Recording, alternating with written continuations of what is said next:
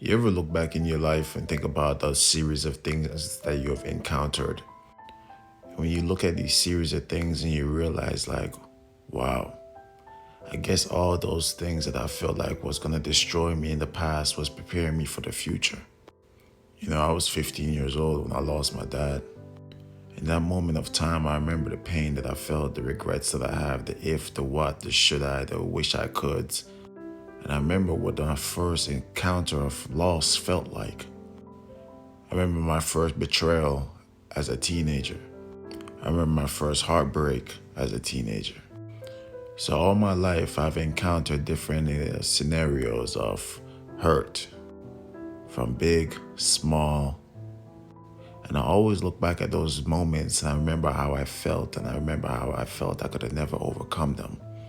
But here I am now, a grown man, a father, a leader, an uncle, a brother, a partner.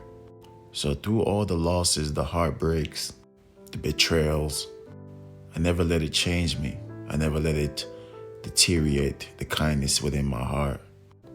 So nowadays, I don't really get heartbroken. I just get disappointed because my heartbreaks, betrayal, and any losses that I've encountered have softened my heart to let me see the greatness in everything. And it also teach me how to become grateful for every moment and memories. So one of the greatest gifts in my life was losing my dad, because his death teach me to love, care, cherish, and appreciate the time we get on this beautiful earth with people. So when people hurt me, deceive me, or betray me, I don't take it personal anymore. I just keep being loyal, trustworthy, and respectful. And if their actions display anything other than those three things, I never internalize it as my problem. I know it's really their problem. So like the tattoo that sits firmly on my chest, it says, life is what you make it. Every day I make mine a moment to where I inspire, educate, and motivate people around me. Some people turn their pain into hate. Some people make their sadness make them bitter. I tend to do the opposite. I let my pain soften me. My disappointments teaches me. My heartbreaks teach me how to love even deeply.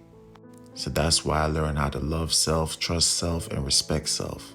And I stay loyal to my spirituality, mentality, emotionally, physicality, and my financials.